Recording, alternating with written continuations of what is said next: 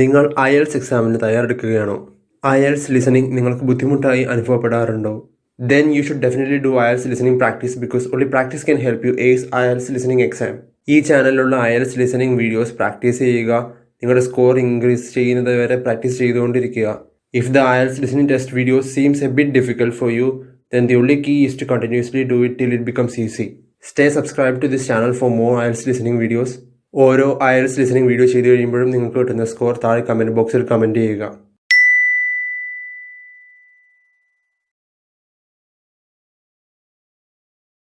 Part 1. You'll hear a conversation between two students in the dining hall of the college. First, you have some time to read questions.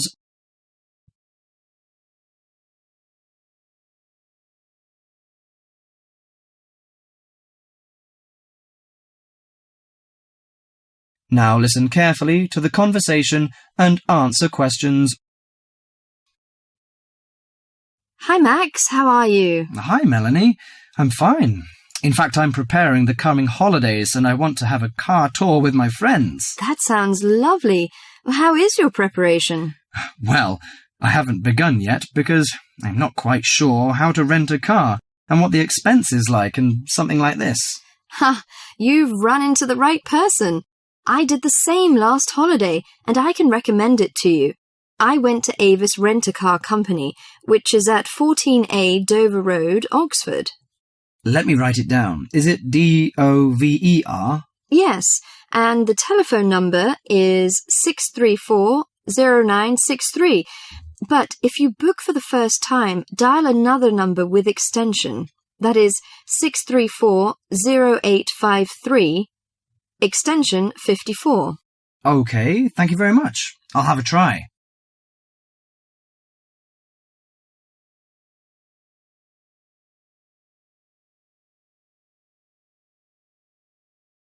Before you hear the rest of the conversation, you have some time to read questions 5.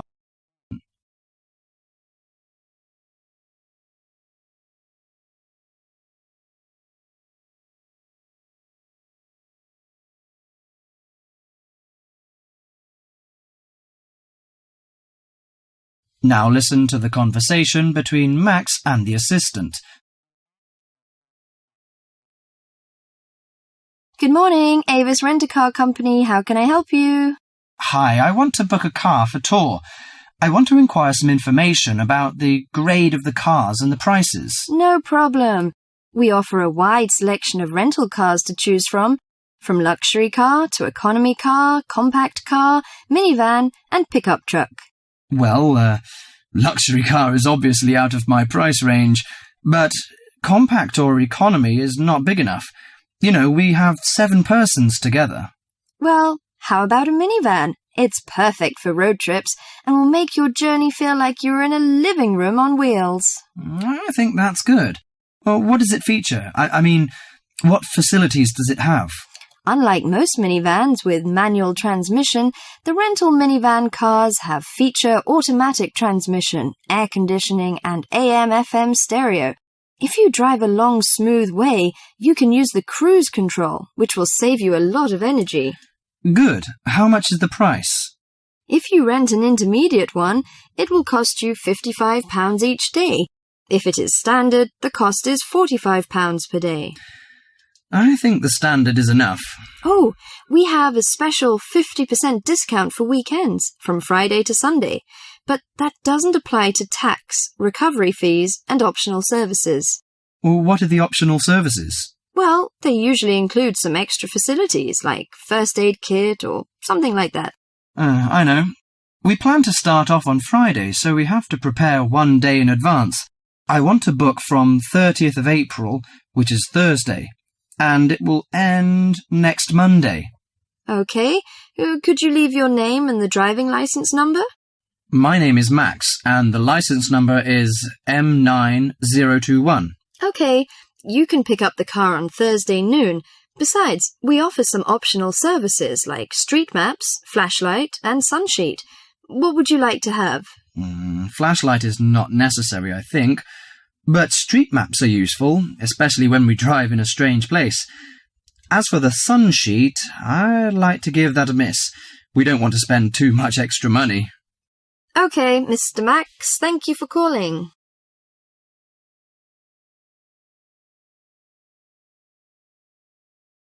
That is the end of part 1. You now have half a minute to check your answers.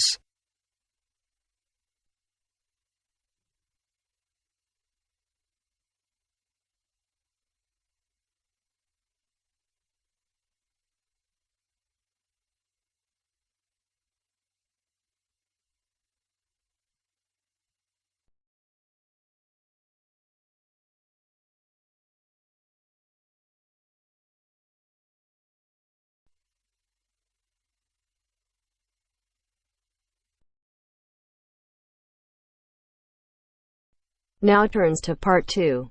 Part 2. You'll hear someone talking to a group of university students. First, you have some time to look at questions 11 to 17.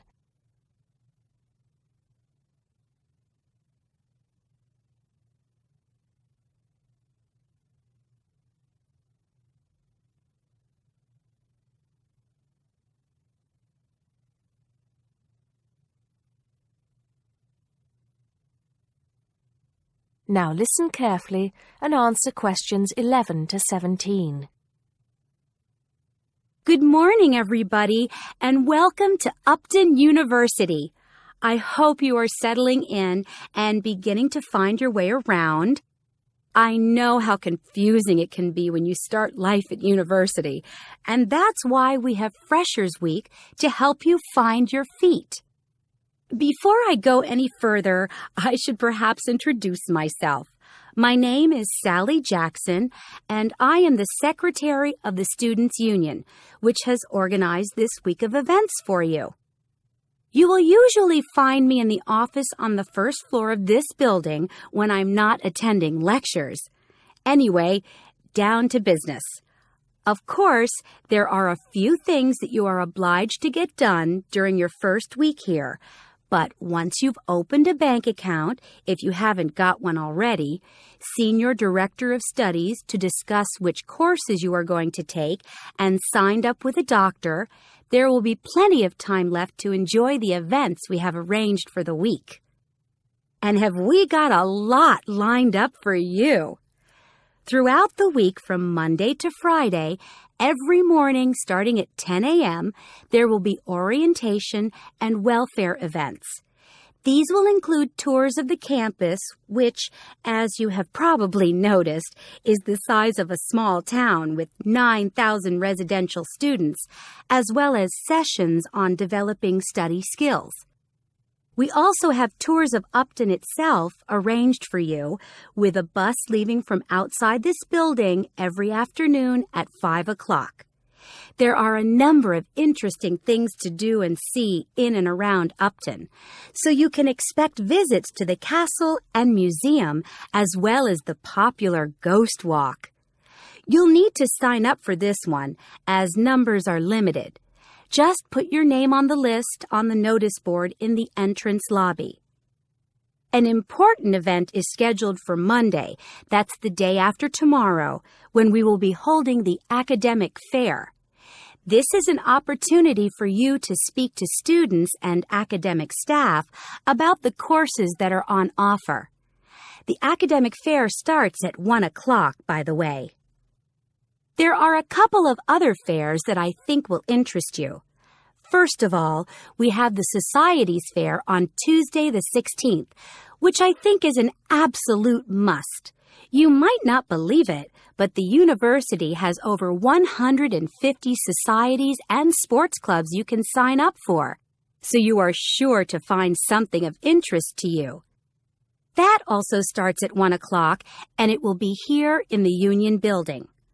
Also in this building is the Trade Fair on Wednesday from 2 until 5 in the afternoon.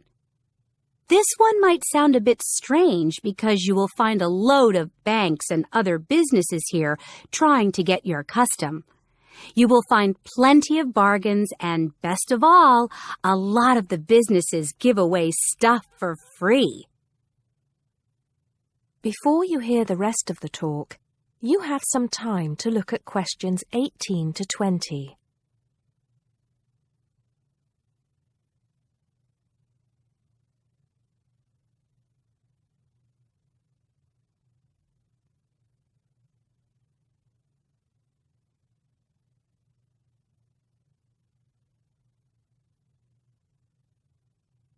Now listen and answer questions 18 to 20. We've also got a great entertainment program lined up for you, starting tonight with our welcoming party. We have a top band lined up for your entertainment, but I'm not allowed to say who they are.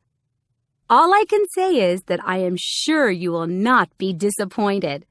So come along to Blackmore Hall at 9 o'clock this evening to get your university experience off to a flying start. Just one point.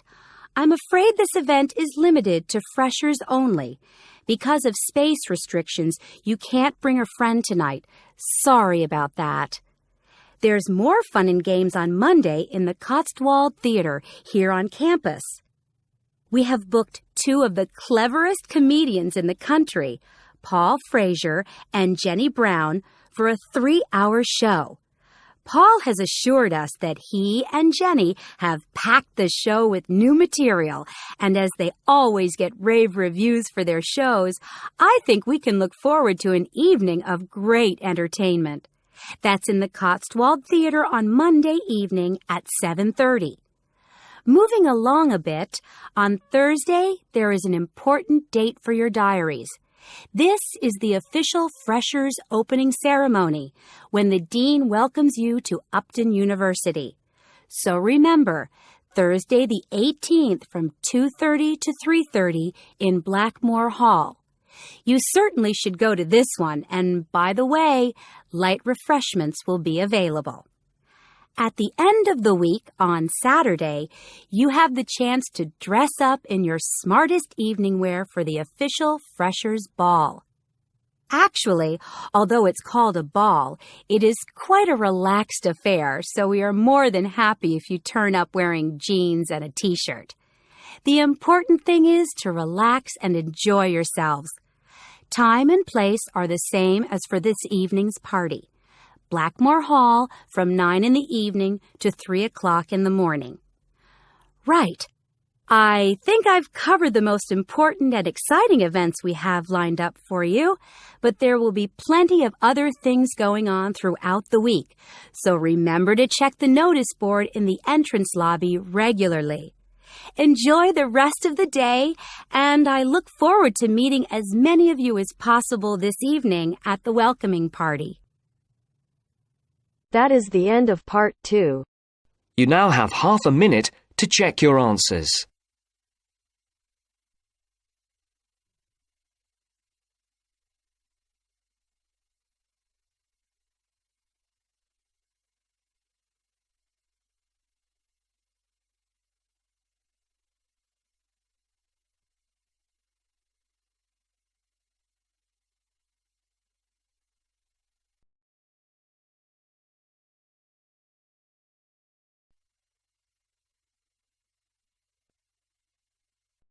Now turns to Part 3. Part 3. You will hear a discussion between 3 students, David, Joseph, and Carrie. In the first part of the discussion, they will be talking about lounges in different school buildings on campus. First look at questions 21 to 24.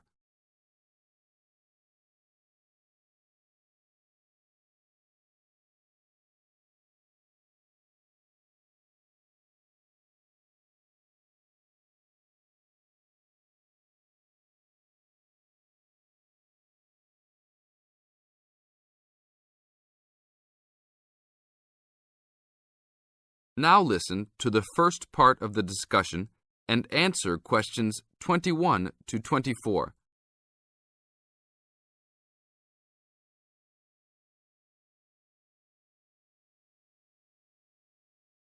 Hey, Joseph. Long time no see. How's it going? Oh, hey, David. It's going fine. I'm a little overwhelmed with all these new courses, but I'm hanging in there.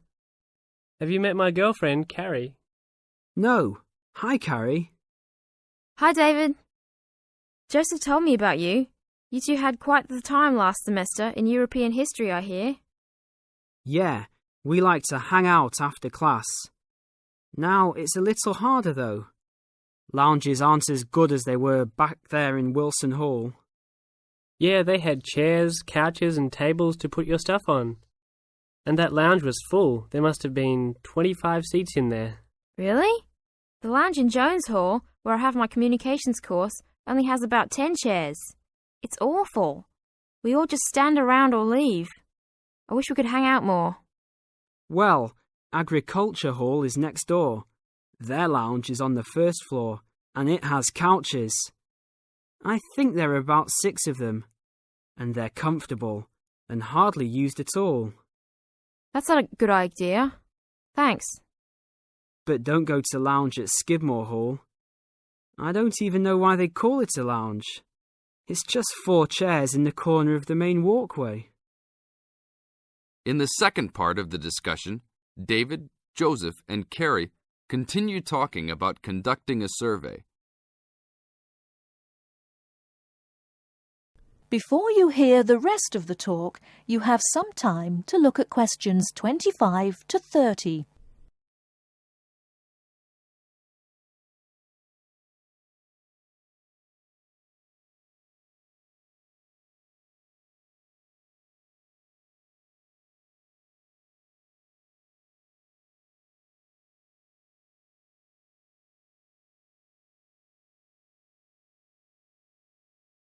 Now listen and answer questions 25 to 30. Guys, we should really do something about those lounges. I mean, couldn't we gather signatures and try to get the university to improve some of the facilities? Yeah, that's a great idea. But we can't just say something random like, oh, you need to make the buildings nicer. We should come up with some kind of ranking system and have students rank buildings, how beautiful they are, how nice they are, etc. Well, if we were ranking on a scale of 1 to 3, you all know that I would rank Skidmore Hall a 1. Like I just said, that place is awful. No facilities. The bathrooms are way down in the basement. You're right. But they do have a nice balcony on the 3rd floor. That might increase its value. But you shouldn't rank the architecture. You should rank how nice the building is for students to hang out in. Oh, okay. Then I agree with you. So should we do this? I think it's a great idea. But let's try it ourselves on a couple buildings so that we can work out any bugs in it. I think Wilson Hall is the best. Sure, but we've already begun. We will give a building 1 point if it has poor facilities, not enough chairs and no vending machines, that kind of thing. And give a building 2 points if it is okay or acceptable. We can rank buildings that we really like as having 3 points. So like Joseph said, I think Wilson Hall is the best. It should have 3 points for sure. And Skidmore has a 1. Now what other buildings should we rank? How about Merris Hall? No, they're not done with that one yet. But it looks like that will be a good place to hang out. How about Agriculture Hall? You said something about that hall a bit earlier. Oh yeah, they have that lounge with couches that no one uses. But that might indicate that people don't hang out there for other reasons. They don't have any drink machines. That's why I never go there. Oh, well, then I think it's an average building. Let's give it the middle ranking. I agree. It could be improved slightly, but it's got a couple of nice features. I like that lounge in that 3rd floor, for example, but the stairs are too short. I always trip when I'm walking up them. This ranking is getting complex. Okay, one building we haven't talked about is Canton Hall. What do you guys think of Canton? Is that next to the law building? Yep. It's got this excellent connecting corridor with chairs and desks to relax and work at. The cafeteria there is great too. I think that place is just as good as Wilson. Well, I've only been there once, and didn't know that was what it was called. It was kind of confusing, and it's kind of far for me to go, but I liked it. so I'll give it the middle ranking. 2 points because it had nice facilities, but a poor and confusing layout. Oh, Joseph, you like Canton Hall? I hate that place. It's so mechanical, cold and impersonal. The furniture is nice, sure, but it's the last place on campus I would go to. I give it a 1. Interesting. Well, let's write this little survey up and start passing it around. I don't have time to type it up. Can you? Sure. I'll do it after my biology class. Should we meet up at Wilson tonight around 8? Sure. No problem. We'll see you then.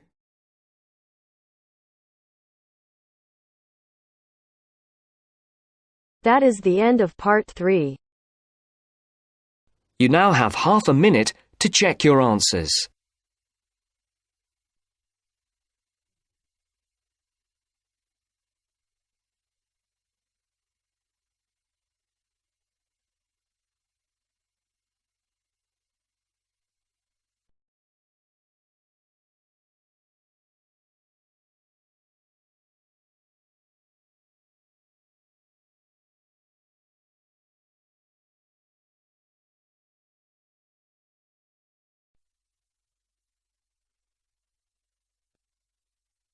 Now turns to part 4. Part 4. You are going to hear a conversation between 2 students about studying abroad. First, you have some time to look at questions 31 to 40.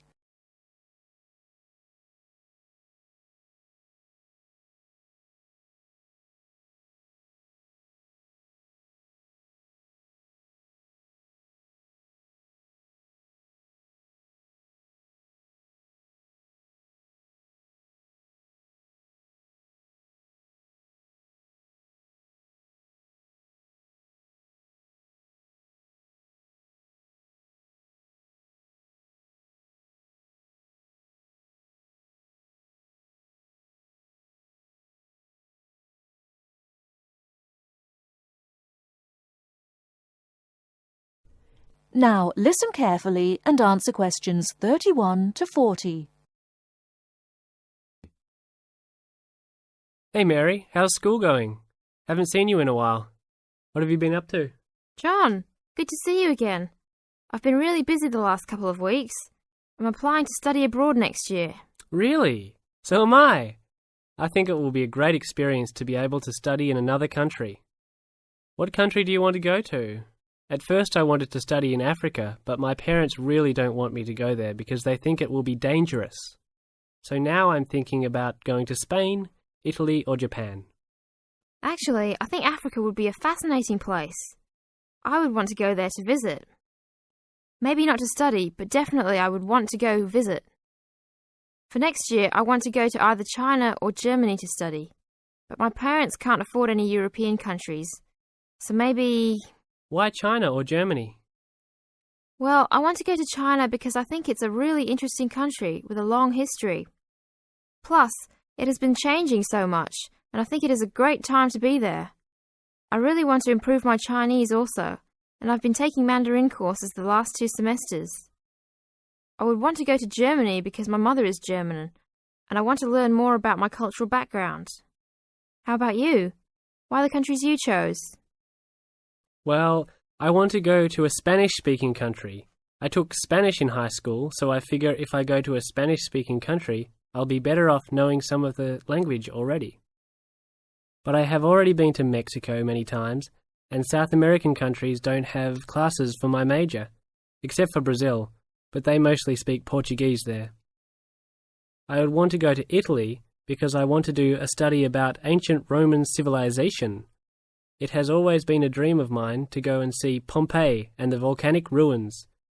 Plus, my family has Italian roots and I love Italian food. I want to go to Japan mainly because my girlfriend was born in Japan and always tells me all of these fascinating stories about Japanese history and culture. I am a big fan of sumo wrestling also, so I've always wanted to see a sumo match in person. I really love sushi and almost all Japanese food.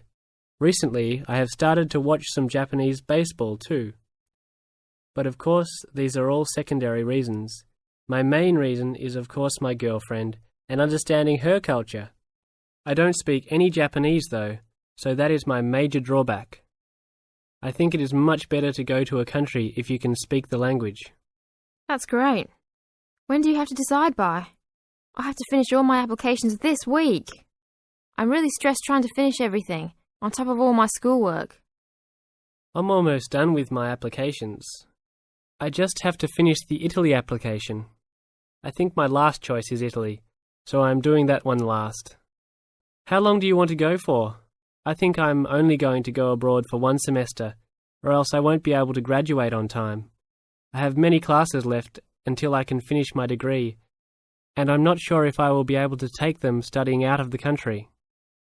I think I might be able to study in Spain because my Spanish is fluent, but definitely not in Italy or Japan, unless they have classes offered in English. I want to go for a year. I've heard that it's better to go for a year because you get a full experience and get a better grasp on the language. But I understand that most people can't finish their degree in time. It was hard trying to decide which country I would rather go to, but I think my first choice is to go to China.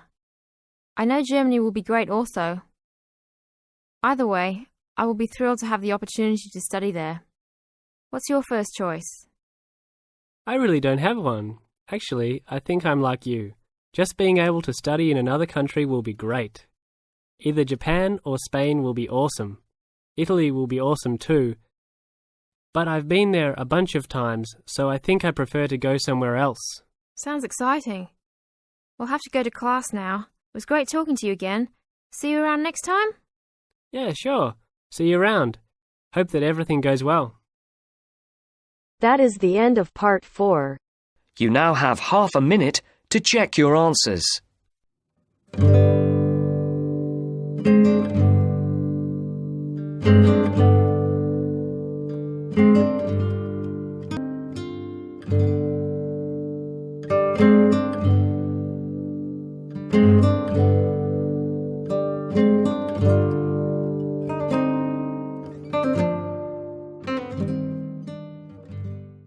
How was this IELTS listening video?